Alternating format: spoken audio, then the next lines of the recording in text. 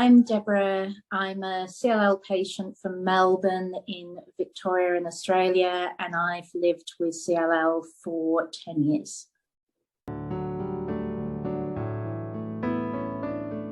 Living with a CLL diagnosis is like living and not knowing what tomorrow is going to bring, and living like that for the rest of your life.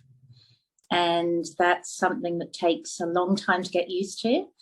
And it's taken me a decade to get used to. And you have good times and you make sure you enjoy those good times. And when the bad times come, as they invariably do when you relapse, you make sure you don't dwell on those too much either, because the good times will come again, because we now have some excellent treatments for our disease. But you are living the rest of your life knowing that you have it.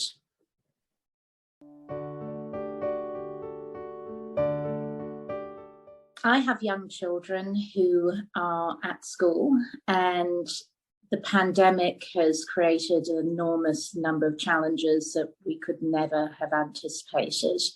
And that was that not only was their mother at risk from her cancer, but suddenly their mother was at risk of dying from something that they could bring home. And that was incredibly terrifying to my children and indeed all my friends and me and my work colleagues.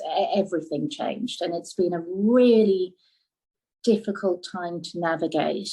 I'm so very grateful for vaccines. I'm so very grateful for the preventative health measures that Australia in particular introduced to protect immunocompromised patients. I live in the most lockdown city in the world, in Melbourne, but it's been a scary time. And in some way, it's been that everyone in the world has known what it's like to be a blood cancer patient and to risk and to fear catching something that could harm them. So seeing people in masks, it was like the cancer hospital had spread around the world.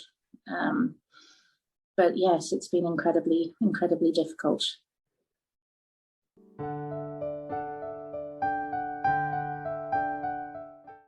The lifting of public health measures has been incredibly difficult here in Australia, as it has been around the world.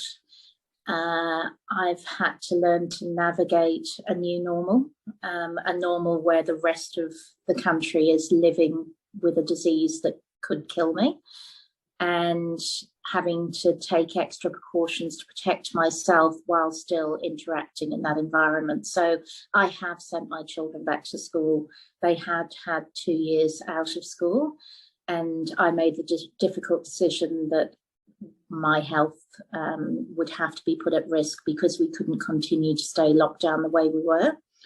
But that has involved making sure I'm incredibly on top of every vaccine. I've just had my 5th vaccine. I'm booked in for Eversheld next week. I actually caught COVID in March and was admitted within 12 hours to hospital to have Sibrotamab, and now antiviral medication is available over the counter here in Australia as of yesterday. So it's a case of being vigilant, wearing my mask, avoiding crowded places. But I am flying. I'm in Sydney at the moment while I live in Melbourne. I am being careful with my own personal hygiene, but also trying not to be too scared, because I know I have recovered from COVID and I had Omicron before it became these subvariants, and I trust my doctors that there are treatments for me, even though I'm highly immunocompromised. I'm probably one of the most vulnerable CLL patients. I'm only 20 months post CAR-T therapy.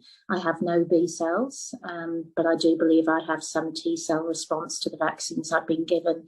So navigating this world is difficult, but I'm determined to navigate it, because I haven't got to this stage after a decade of living with CLL not to live my life. Please consider me on this World CLL Day.